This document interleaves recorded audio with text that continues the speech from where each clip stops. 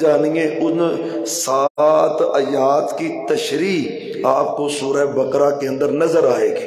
یعنی ان 7 آیات کی جو ڈیٹیل ہے، تفسیر ہے، اس کی جو تشریح ہے، اللہ نے اس کا جواب سورہ بقرہ کے اندر دیا ہوا ہے. اچھا، اس سورت کا جو موضوع ہے یا مخاطب، اس کے 3 قسم کے لوگوں کا تذکرہ اس سورہ مبارکہ کے اندر ہوا ہے. ایک تو کفار کا تذکرہ اللہ تعالیٰ نے کیا ہے، دوسرا منافقین کا تذکرہ اللہ تعالیٰ نے کیا ہے، اور تیسرے نمبر پر اللہ نے اہل ایمان کا تذکرہ کیا ہے. کفار چونکہ ایک مطلق لفظ ہے، لیکن اس میں کثرت سے جن کفار کا ذکر ہے ان سے مراد یہود و نصارہ ہے. یعنی یہودی اور عیسائی، یہ دونوں طبقوں کو قرآن کریم کے اندر اللہ نے بڑی کثرت کے ساتھ مخاطب کیا ہے. کثرت کے ساتھ انہی کے ساتھ اللہ نے کلام کیا ہے. بلکہ اگر آپ یہ کہیں کہ شروع والی تقریباً 170 آیات، بعد نے 177 یعنی 1 سے لے کر 177 آیات، اس کا مجموعی جو تخاطب ہے وہ یہود و نصارہ ہے. اور یہود و نصارہ میں سے بھی جو سب سے زیادہ جن کو مخاطب کیا گیا ہے وہ یہودی ہیں. اور آپ اس کو اگر ڈیٹیل سے پڑھیں تو اللہ نے ان کی قباحتوں کا، ان کی برائیوں کا، ان کی نافرمانیوں کا اس کے اندر ذکر کیا ہے. تو یہ تو بہرحال اس کی تفسیر کی طرف ہم جاتے ہیں، لیکن اس سے قبل یہ سورت یقین جانے ایک خزانہ ہے. یہ سورت ایک اللہ کی رحمت کا حصول کا ذریعہ ہے. صحیح حدیث کے لفظ ہیں، آپ فرماتے ہیں اقرأوا زہراوین، صحابہ 2 چمکیلی دو گولڈن صورتوں کی تلاوت کیا کرو. زہراوین، یہ زہر سنہری چیز کو، سونے کے لیے بھی لفظ یہ بولا جاتا ہے. یعنی 2 گولڈن صورتیں. اب دیکھیں پورے قرآن میں سے یہ زہراوین کا لفظ صرف 2 صورتوں کے لیے ہمارے نبی صلی اللہ علیہ وسلم نے استعمال کیا ہے، اور 2 صورتوں میں سے بھی پہلی صورت وہ سورہ بقرہ ہے. اور اس کے لیے جو آگے الفاظ استعمال ہوئے، فرمایا فَإِنَّ أَخْذَهَا بَرَكَةٌ، ان اخذہا بارکا. صحابہ جو سورہ بقرہ کو پکڑ لیتا ہے، اس کا پکڑنا، پڑھنا، تلاوت کرنا، سمجھنا، سیکھنا، برکہ. اللہ نے اس کے اندر برکت ہی برکت رکھی ہے. دکانوں میں برکت، گھروں میں برکت، دلوں میں برکت، اولاد میں برکت، رحمت ہی رحمت، برکت ہی برکت. ان اخذہا برکہ وان ترکہا حسرا. جو اس کو پکڑتا ہے برکت پا لیتا ہے، اور جو اس کو چھوڑ دیتا ہے اللہ ندامت اور حسرت اس کے نصیب میں لکھ دیتا ہے. ندامت اور حسرت اس کا مقدر بن جاتی ہے جو بقرہ نہیں پڑھتا، جو اس کی تلاوت ہی نہیں کرتا. اور ہم اگر روٹین سے دیکھیں، ہم جو بیٹھے چلو ہم ہی دیکھیں، جائزہ لیں تو میں سے کتنے بندے ہیں جو اس کو پڑھتے ہیں؟ بھائی بہت سارے لوگ اس کو چھوڑ دیں، یہ تو لمبی بڑی ہے. بھائی ویسے گھنٹوں کے گھنٹے ہم بیٹھے رہے ٹی وی کے آگے، گپ شپ ہوتی رہے، اس کی پرواہ نہیں ہوتی. یہ بڑی لمبی ہے جی، یہ نہیں پڑھی جاتی. فَإِنَّ تَرْكَهَا حَسَرًا. اور آگے پتا کیا لفظ ہے؟ لا يُبَاطِلُهَا لا يَسْتَطِيعُ الْبَاطِلَ. آپ فرماتے ہیں کوئی باطلہ سے مراد، فصل لکھا جادوگر اس سے مراد ہے. دنیا کا کوئی جادو اس صورت کا مقابلہ کرنے کی طاقت ہی نہیں رکھتا، دنیا کا کوئی جادو. اور آج ہم میں سے نا ہر دوسرے بندے کی پرابلم یہی ہے. اولاد نہیں ہو رہی، کسی نے کچھ کر دیا ہے. کاروبار سیٹ نہیں ہو رہا، کسی نے کچھ کر دیا ہے. طبیعت سیٹ نہیں ہو رہی، کسی نے کچھ کر دیا ہے. حالات ٹھیک نہیں ہے، کسی نے کچھ کر دیا ہے. یار تمہارے ذہنوں میں یہ وہم اگر پڑ ہی گیا ہے تو سورہ بقرہ کو اپنانا تمہارا کام ہے. ان وہموں کو اور ان توہمات کو دور کرنا میرے اللہ کا کام ہے. اس کو پکڑو، اس کی بڑی ضرورت ہے. اور یہ جس گھر میں بندہ چاہتا ہو نا اللہ رحمت، سکون اور فضل نازل کرے، چاہتے ہیں، سبھی چاہتے ہیں، سچی بات ہے. ویسے یہ سکون جو ہے نا پیسوں سے نہیں ملتا، مول نہیں ملتا. شیخ پورا کی کسی سپر سٹور سے سکون نہیں ملتا. کسی کو کہا کہ نا یا لاکھ روپیہ نقد لے لو، تھوڑا سا سکون دے دو، ملتا ہی نہیں. یقین جانے ہم نے دیکھا اربوں پتی لوگ ہیں وہ نیند کی گولیاں لے کے سو رہے ہوتے ہیں. سکون نہیں ملتا، پیسوں سے بھی نہیں ملتا. لیکن ملتا کیسے؟ حضرت اسید بن حضیر کہتے ہیں میں بقرہ ہی پڑھ رہا تھا اپنے گھر میں، سبحان اللہ، سورہ بقرہ کی میں تلاوت کر رہا تھا اپنے گھر میں. کچے مکان تھے، وہ مٹی کے ساتھ پوچھا کیا ہوا، وہ لکڑی کی چھت، وہ درخت کے پتے وہ چھتوں پہ، لیکن ان گھروں کی عظمت کیسی ہے یقین جانے، ان گھروں کی عظمت کیسی ہے۔ شاہی کہتا ہے میں پڑھ رہا تھا، سبحان اللہ، اللہ اکبر، میرا بیٹا بھی کہتے ہیں قریب لیٹا ہوا تھا اور ساتھ گھوڑا بھی بندھا ہوا تھا، میں پڑھ رہا تھا سورہ بقرہ کی طرح۔ بہرحال دو حدیثوں کے بارے میں ذکر آتا ہے، ایک کے اندر ذکر ہے سورہ کاف پڑھ رہا تھا، ایک کے اندر سورہ بقرہ کا ذکر ہے۔ میں سورہ بقرہ کی تلاوت کر رہا تھا، سبحان اللہ، کہتے جب پڑھتا تو گھوڑا ہلتا، جب میں رک جاتا تو گھوڑا بھی رک جاتا۔ میں پریشان ہی ہوتا جا رہا تھا یہ ہو کیوں رہا ہے، اس کا سبب کیا ہے، کیوں گھوڑا ہلتا ہے؟ کہتے میں ڈر یہ گیا کہ بیٹا یحییٰ قریب لیٹا ہوا ہے، کہیں گھوڑا مزید بدکے گا اور میرے بیٹے کے اوپر چڑھ جائے، اس کو قتل کر دے، مار دے۔ تو میں نے تلاوت ختم کی، ختم کرنے کے بعد جب میں نے چہرہ آسمان کی طرف اٹھایا نا تو سارا آسمان نور کے ساتھ بھرا ہوا تھا، سبحان اللہ، قسم اللہ کی، پیسوں سے یہ چیزیں نہیں ملتی۔ صحابہ کے کچے گھر تھے، اللہ ان کچے گھروں میں فرشتوں کا نزول کر دیتا تھا۔ سبب یہ قرآن ہے، سبب سورہ بقرہ ہے۔ کہتے میں خوف زدہ ہو گیا، یا اللہ یہ عجیب ہی منظر پیش آ گیا، نور کی کندیلیں، روشنیاں جیسے لائٹیں زمین پہ نازل ہو رہی ہیں۔ میں تجسس، میں پھر متلاشی تھا کہ جلدی جلدی فجر ہو، میں سونے کے پاس جاؤں، آپ سے پوچھوں ذرا اس کو۔ اللہ اکبر، کہتے فجر پڑی، میں نے آپ کے پاس جا کے یہ ذکر کر دیا، سبحان اللہ، نعت کے وہی بولے تلک الملائکۃ دنت لصوتک لو اصبحت فاقرأت۔ فرمایا صحابی پہلی بات کہی، فرمایا یہ اللہ نے فرشتے تیرا قرآن سننے کے لیے آسمانوں سے نازل کیے تھے، تیرے گھر میں فرشتے نازل، وہ فرشتے تھے، وہ نور کی کندیلیں جو تمہیں نظر آ رہی تھی نا وہ فرشتے تھے۔ تو آگے کیا کہا، لو قرأتھا فاصبحت، اگر تو اس کو پڑھتا رہتا دن چڑھ جاتا، اور میرے پیارے صحابی اسید، مدینے کے سارے لوگ ان فرشتوں کی زیارت کر لیتے، سبحان اللہ۔ یہ عظمت کیسے؟ سورہ بقرہ سے انشاءاللہ ہم پڑھیں گے نا، پڑھیں گے، اس کو سمجھیں گے بھی۔ یہ تو وقت تھوڑا سا ہوتا ہے، ترغیب کے لیے ہوتا ہے، لیکن خدا را اب کوئی مشکل کام نہیں ہے، جو جدید ذرائع ہیں کوئی مشکل کام نہیں ہے۔ روزانہ کی 2 4 5 آیات اس کی ترجمے سے پڑھنا شروع کر دے، بندہ سمجھ کے بھی پڑھ لیتا ہے، سیکھ کے بھی پڑھ لیتا ہے۔ تو بہرحال یہ سورت عظمت ہی عظمت ہے۔ کلیگر حدیث کے اندر ذکر ہے، فرمایا صحابہ اپنے گھروں میں سورہ بقرہ پڑھا کرو، فَإِنَّ الشَّيَاطِينَ يَنْفُرُ مِنَ الْبَيْتِ الَّذِي تقرأ سورۃ البقرہ۔ فرمایا صحابہ اپنے گھروں میں سورہ بقرہ پڑھا کرو، جن گھروں میں سورہ بقرہ پڑھی جاتی ہے ان گھروں سے جن، شیطان، جادو ٹونا ہر چیز ہی پر ہم کہتے ہیں جی آپ جی تویز بنا دیں، سورہ بقرہ کا بھی تویز بنا دیں، کو گھر آ کے پھونک مار دیں، سانو نہ پڑھنا پڑے بھی، ہمیں نہ پڑھنا پڑے۔ خدا را اپنی اولادوں کو بھی ترغیب دے، خود بھی اپنی رحمت اللہ کے فضل سے اس کی تلاوت کرے۔ تو بہرحال یہ قرآن اور بھی اس کی بڑی عظمت ہے۔ قیامت علیہ دن سورج تو بڑا قریب ہوگا، آج کتنا دور ہے، تو پھر بھی گرمی برسا رہا ہوتا ہے، کروڑوں میل دور ہے، تو اس وقت تو صرف 1 میل کی مسافت ہوگا، اور میل بھی صحابی کہتا ہے مجھے نہیں پتا، سرمے دانی میں جو سرمچو ڈالتے ہیں نا وہ چھوٹا سا ہوتا ہے، اسے بھی عربی میں میل ہی کہتے ہیں، پتہ نہیں کہتے ہیں اتنا اونچا ہوگا، اور زیادہ سے زیادہ اگر لگائیں میل مسافت کا ہوتا ہے تو وہ بھی کتنا ہوتا ہے، تو 1 میل وہ بھی ہو، اب کروڑوں میل دور ہے تو وہ 1 میل ہوگا، تو اس کے برابر سورج سر پہ ہوگا، دنیا پریشان ہوگی، ڈوبی ہوگی پسینوں میں، لیکن ایک بندہ آ رہا ہے، اس کو اللہ نے VIP پروٹوکول دیا ہوا ہے۔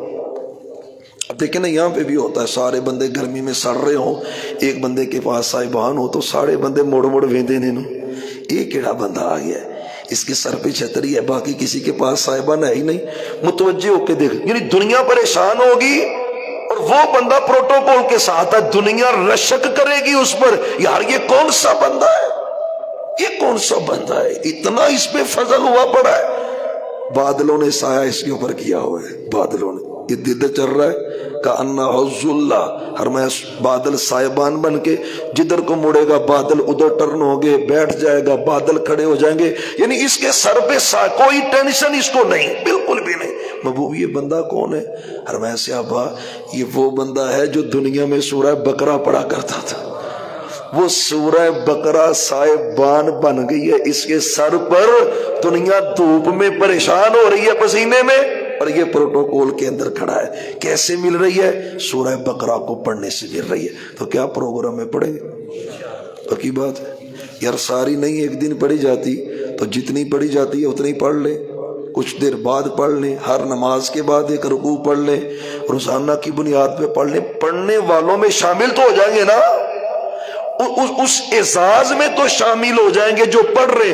ایک آیت ہی پڑھ لیں، ایک آیت تو پڑھی جاتی ہے نا، کوئی مشکل ہی نہیں۔ انڈرائیڈ موبائل ہر ایک بندے کے پاس ہے، اس میں قرآن ڈاؤن لوڈ ہو جاتا ہے۔ یار آپ سفر میں قرآن پڑھنا شروع کر دیں، شاپ پہ فارغ بیٹھے قرآن پڑھنا شروع کر دیں، وقت مل گیا نماز کے بعد قرآن پڑھنا شروع کر دیں، کوئی مشکل نہیں ہے، لیکن خدا را اللہ کا واسطہ ہے قرآن پڑھنے والے بن جائیں، اس صف میں شامل ہو جائیں کہ قیامت والے دن اللہ ہمیں بھی یہ صاحبان نصیب فرما دے، ہمیں بھی یہ عزت نصیب فرمائے۔ تو بہرحال یہ تو اس کے فضائل کے بارے میں، اور یہ مکمل نہیں ہے، اور بھی اس کے بارے میں احادیث کے اندر نبی رحمت صلی اللہ علیہ وسلم نے ذکر کیا ہے۔ تو بہرحال اس کا ابتدائی جو تخاطب ہے وہ یہود و نصارہ ہے۔ یہود و نصارہ میں سے بھی سب سے زیادہ مخاطب یہاں پر بنی اسرائیل کہہ کر تو اس سے مراد یہودی ہیں۔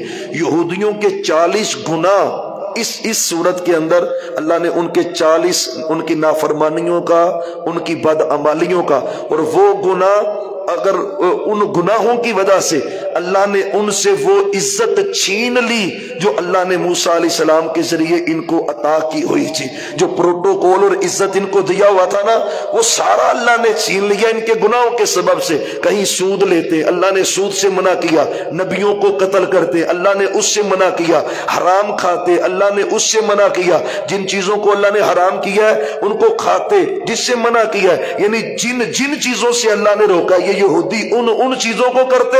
میرا اللہ کہتا ہے ضُرِبَتْ عَلَيْهِمُ الذِّلَّةُ وَالْمَسْكَنَةُ، اور میں اللہ نے تم پہ ذلت قیامت تک مسلط کر دی ہے، اور تم سے وہ عزت چھین لی ہے جو اللہ نے تمہیں دی ہوئی تھی۔ پتہ ہے اس عزت کے سبب سے کیا کہتے تھے؟ نحن ابناء اللہ وَأَحِبَّاؤُ، بڑے فخر سے کہتے تھے ہم اللہ کے بیٹے ہیں۔ یہودی مسلمانوں کو کہتے تھے بھی ہم اللہ کے بیٹے ہیں۔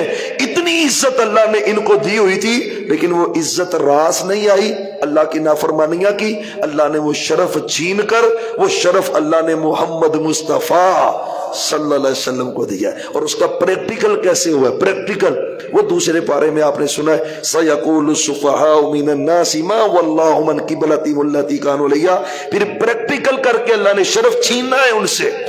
شرف پہلے یہ تھا کہ قبلہ بیت المقدس تھا، وہ یہودیوں کی آج بھی علامت ہے۔ یہودی وہ جو وہاں پہ اسرائیل بیٹھا ہوا ہے اس کا بڑا سبب کیا ہے؟ ہیکل سلیمانی کا نام دے کر وہ مسجد اقصیٰ پہ وہ ذلیل قبضہ کر کے بیٹھے ہوئے۔ قسم اللہ کی ہم تو تراویحیں پڑھ لیتے ہیں نا، وہ گولیوں کی تھنتناہٹ میں قیام کر رہے ہوتے ہیں، ان کے ذہنوں میں خطرات منڈلا رہے ہوتے ہیں، ابھی فیرنگ ہو سکتی ہے، لیکن وہ اللہ کی قسم کل کی تصویریں جو لگی تھی نا، پوری مسجد اقصیٰ مسلمانوں سے بھری ہوئی تھی، الحمدللہ۔ تو وہ یہودی ہیں۔ پہلے قبلہ وہ تھا، مدینے پہنچے 17 ماہ 16 ماہ یا 17 ماہ آپ نے بھی مسجد اقصیٰ کی طرف منہ کر کے نماز پڑھی۔ اللہ ہمیں اس مسجد میں جا کے نماز پڑھنے کی توفیق دے، آمین کہہ دیں، ٹھیلے بول دے، ڈر دے ہو، چلے جائیں گے انشاءاللہ، دوبارہ پھر اللہ فتح دے گا۔ حضرت بلال کے بارے میں آتا ہے وہ سپیشل اس نیت سے، کیونکہ حدیث کے اندر آتا ہے 3 جگہوں پر ثواب کی نیت سے جانا چاہیے، 3 جائز ہے، ان میں سے ایک مسجد اقصیٰ ہے، ایک مسجد نبوی ہے، ایک بیت اللہ ہے۔ بیت اللہ بھی اعلیٰ دیکھ لیا ہے، مسجد نبوی بھی دیکھ لیا ہے، اب مسجد اقصیٰ ہی رہ گئی ہے، انشاءاللہ جانا ہے نا جی، اللہ نصیب کرے گا انشاءاللہ۔ صحابہ یقین جانے اس نیت سے حضرت بلال کے بارے میں خاص کر آتا ہے کہ وہ سواری لے کے چل جاتے کہ میں مسجد اقصیٰ جا رہا ہوں سونے کی حدیث پہ عمل کرنے کے لیے، وہاں پہ نماز پڑھنے کے لیے۔ تو بہرحال پہلے قبلہ وہ تھا، پھر آپ دل میں خیال آتا یا اللہ قبلہ چینج کر دے بدل دے، زبان سے کچھ نہیں کہتے تھے تو اوپر ہی دیکھتے رہتے تھے، اوپر ہی۔ کبھی کبھی آپ بھی دیکھا کریں، یقین جانیں یہ سنت ہے محمد الرسول اللہ صلی اللہ علیہ وسلم، یہ باقاعدہ سنت ہے۔ آپ کا اکثر عمل جو حدیثوں میں ملتا ہے نا کہ آپ آسمان کی طرف دیکھتے ہی رہتے تھے، لمبا لمبا وقت دیکھتے رہتے تھے۔ اس کا ایک بڑا سبب ہے کہ عرش والا رب کہاں پہ ہے؟ کہاں پہ ہے؟ سبحان اللہ، یہ ایک سبب بھی ہے، جنت اور جہنم بھی اوپر ہے، تو آپ دیکھتے ہی رہتے، یہ سنت عمل ہے۔ تو اس نیت سے بھی دیکھتے رہتے، تو پھر اللہ نے جبریل کو بھیجا، قد نرى تقلب وجهك في السماء فلنولينك قبلة ترضاها فول وجهك شطر المسجد الحرام۔ محبوب زبان سے نہیں نہ کہہ رہے، تو دل کا خیال تو اللہ جانتا ہے نا، اللہ کو پتا آپ دل سے کیا چاہ رہے ہیں، تو جدھر آپ کا دل کرتا ہے ادھر منہ کر لیں، اللہ اس کو قبلہ بنا دے گا۔ یہ عزت کس کو دی ہے؟ اللہ نے محمد مصطفیٰ صلی اللہ علیہ وسلم، جدھر چہرہ کریں گے۔ بہرحال آپ کا بھی دل یہی کرتا تھا مسجد حرام کی طرف، تو قبلہ چینج ہوا، تو پریکٹیکل وہ عزت اللہ نے یہودیوں سے چھین کر وہ عزت اللہ نے مسلمانوں کے حوالے کر دی، قبلہ ہی چینج کر دیا، ڈائریکشن ہی چینج کر دی۔ اور پھر جب یہودیوں نے واویلا کیا اس بات پر، یہ کیسا نبی آیا ہے، اس نے قبلہ ہی چینج کر دیا ہے، پھر اللہ قرآن میں کہتا ہے محبوب اگر قبلہ چینج نہ ہوتا تو یہ آپ کی نبوت پہ شک کرتے۔ کیوں؟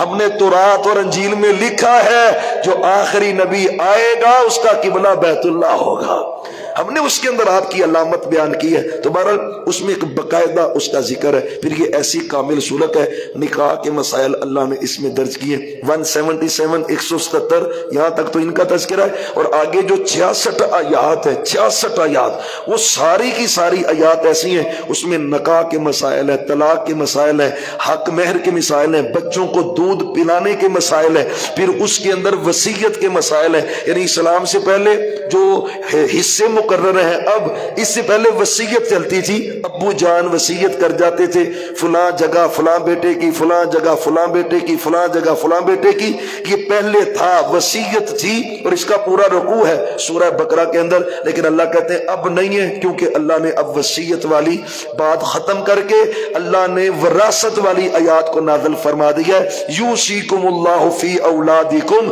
للذکر مثل حظ الانثیین۔ آگے تذکرہ آئے گا، ہم اس کا ذکر کریں گے۔ تو وصیت تھی، لیکن یہ وصیت ختم ہوئی ہے وراثت والی۔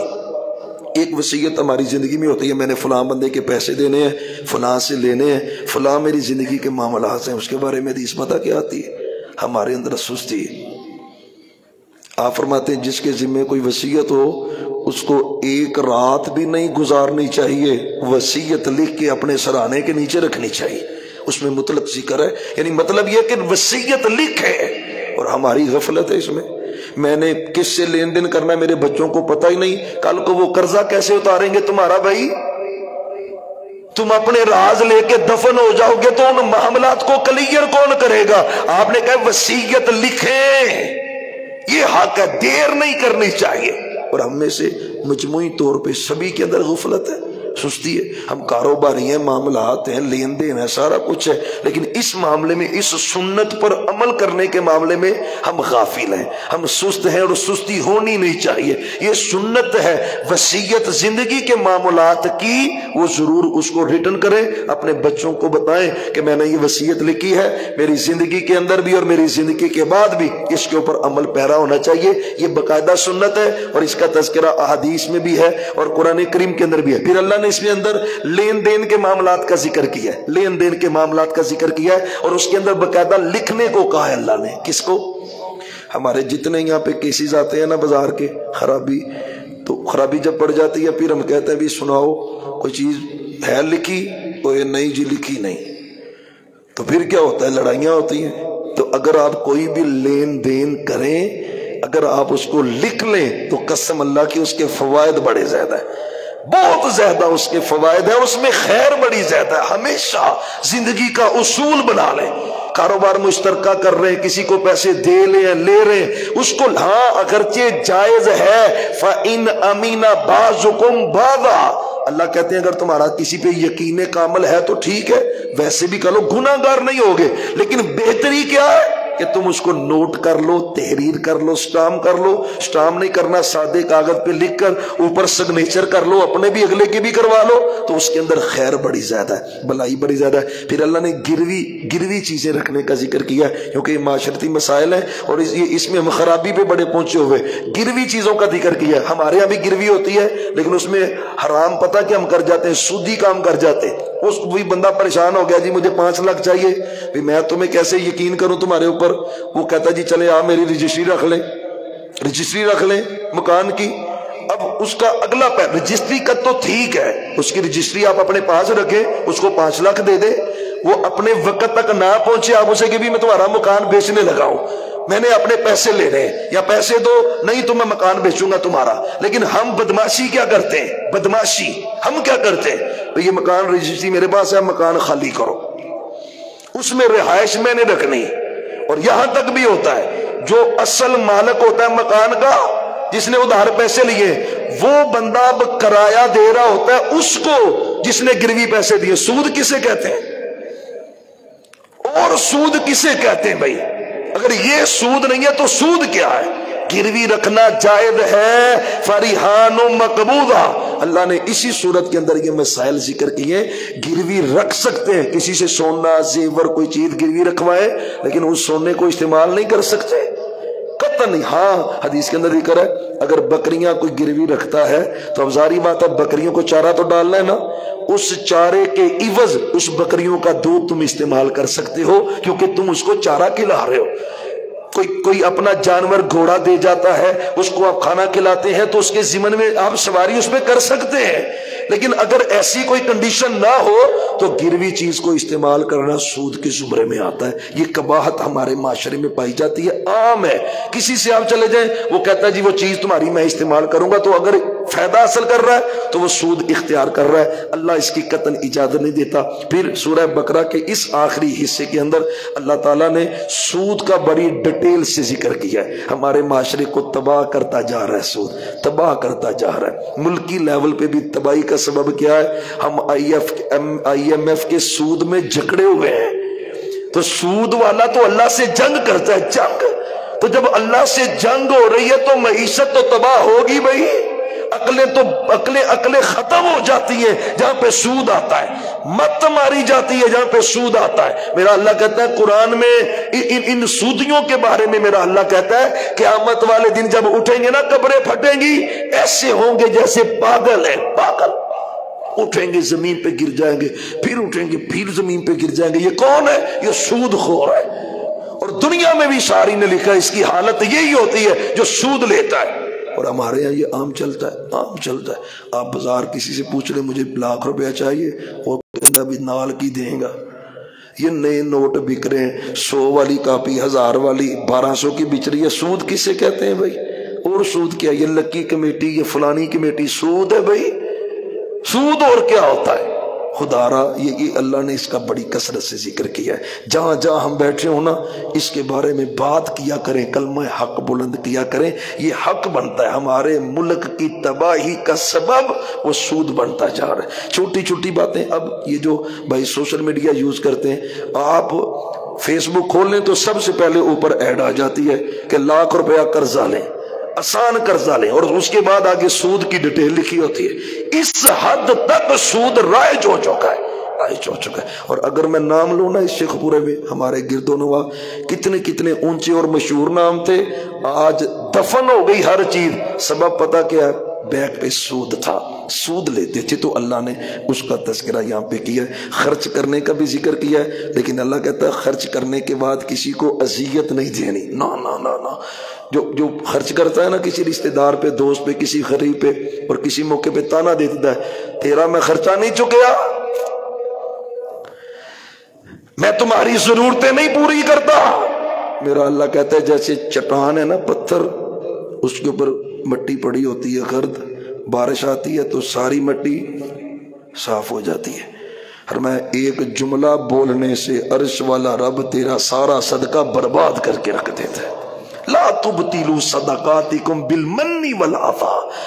کسی کو احسان جتلا کر اپنی نیکیوں کو برباد نہ کریں، ہمیشہ نیکی کر کے اللہ سے کہا کریں یا اللہ قبول فرما لے، اس کو چھپایا کریں۔ تو یہ اجمالی سا چند باتیں آپ کے سامنے ذکر کی ہیں۔ یہود و نصارہ کا بھی اللہ نے تذکرہ کیا ہے، پھر ان کے اوپر لعنت پڑی، پھٹکار پڑی، خنزیر بندر بنے، سور بنے، اس کا بھی ذکر کیا ہے۔ ہمیں کیوں بتایا اللہ نے کہ مسلمانوں جس طرح گندے کام انہوں نے کیے، اللہ نے خلافت ان سے چینی، ان کو ذلیل کر دیا، تم نے یہ کام نہیں کرنے، تم نے اللہ کی فرما برداری کرنی ہے۔ اور آپ طریق اٹھا کے دیکھیں، جب تک مسلمان اللہ کی حدوں پہ قائم رہے، اسلام دنیا میں غالب رہا، عزت رہی۔ اور جب ہم نے وہ کام کیے جو یہودیوں نے کیے تھے، آج مسلمان پھر ذلیل و رسوا ہے، کافر ہمارے اوپر مجموعی طور پہ مسلط ہے۔ وہ اسرائیل چھوٹا سا ملک ہے، پوری دنیا پہ اصل حکومت وہی کر رہا ہے، اصل حکومت۔ اس کے بعد عیسائی ہمارے اوپر مسلط ہے۔ سبب کیا ہے؟ ہم نے بھی جو کام کیے جو یہود و نصارہ کرتے تھے۔ اللہ تعالی ہم سب کو سورہ بقرہ